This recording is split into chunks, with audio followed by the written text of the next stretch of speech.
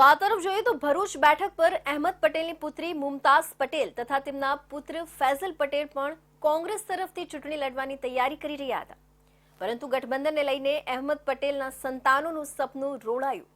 હવે જોવાનું રહ્યું કે અહેમદ પટેલના સંતાનો શું કરે છે।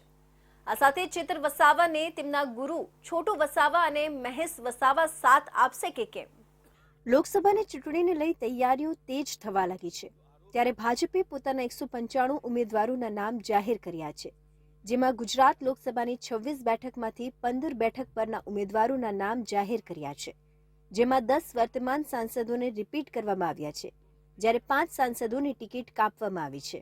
રિપીટ કરવામાં આવેલા નામમાં મનસુખ વસાવાનું નામ પણ સામેલ છે, જ્યારે 5 સાંસદોની ટિકિટ કાપવામાં આવી છે। રિપીટ કરવામાં આવેલા નામમાં મનસુખ વસાવાનું નામ પણ સામેલ છે।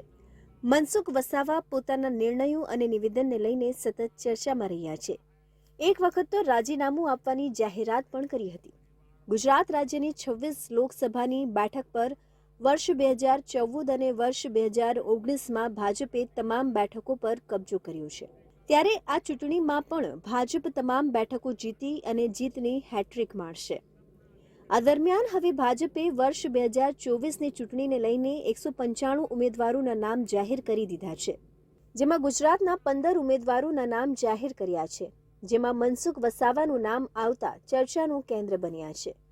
5 વર્ષ દરમિયાન એકવાર રાજીનામું આપવાની જાહેરાત પણ કરી હતી, ત્યારબાદ અનેક વખત પોતાના નિવેદનને લઈને ચર્ચામાં રહી ચૂક્યા છે। મનસુખ વસાવાને લઈ એવી પણ અટકળો હતી કે તેની ટિકિટ કપાઈ શકે છે, પરંતુ 1998થી સતત ચૂંટણી જીતતા આવનાર મનસુખ વસાવાને ફરી એકવાર મેદાને ઉતાર્યા છે। ભારતીય જનતા પાર્ટીએ મને ભરૂચ લોકસભા માટે 7મી વખત ઉમેદવાર તરીકે મૂક્યો છે। હું ભારતીય જનતા પાર્ટીના શીર્ષ નેતૃત્વ આદરણીય નરેન્દ્રભાઈ મોદી સાહેબ, માનનીય અમિત શાહ સાહેબ, રાષ્ટ્રીય અધ્યક્ષ નડ્ડાજી અને પ્રદેશ અધ્યક્ષ સી આર પાટીલ સાહેબ અને સંગઠન મહામંત્રી રત્નાકરજી અને જિલ્લાનું સંગઠન અને અમારા જિલ્લાના ધારાસભ્યોનો હું ખૂબ ખૂબ આભાર માનું છું।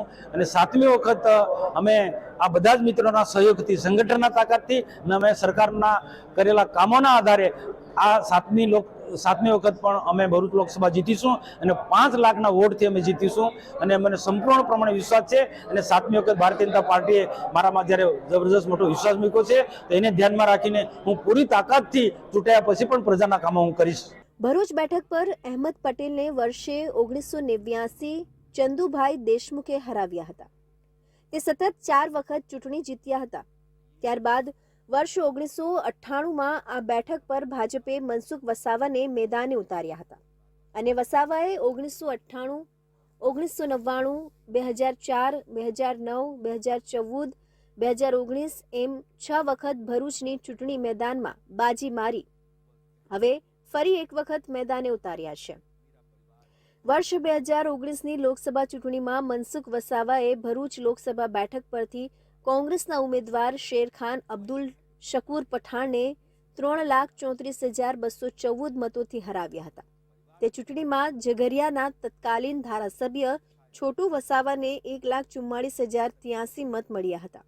જો 2024માં અહીંથી કોંગ્રેસ અને આપનું સંયુક્ત ઉમેદવાર ચૂંટણી લડશે તો છોટુ વસાવા એક મોટું પરિબળ બની રહેશે। સાથે જ જો ભાજપ વિરોધી મતોનું ધ્રુવીકરણ થશે તો 5 લાખ મતોથી જીતવાનો ભાજપનો લક્ષ્યાંક જોખમાઈ શકે છે। આ બેઠક પર કોંગ્રેસના અહેમદ પટેલને હરાવવા માટે વર્તમાન વડાપ્રધાન નરેન્દ્ર મોદીએ પાર્ટીના તત્કાલીન નેતા નલિન ભટ્ટ સાથે મળીને મજબૂત રણનીતિ બનાવી હતી, જેને અહેમદ પટેલ આખી જિંદગીમાં તોડી શક્યા નથી।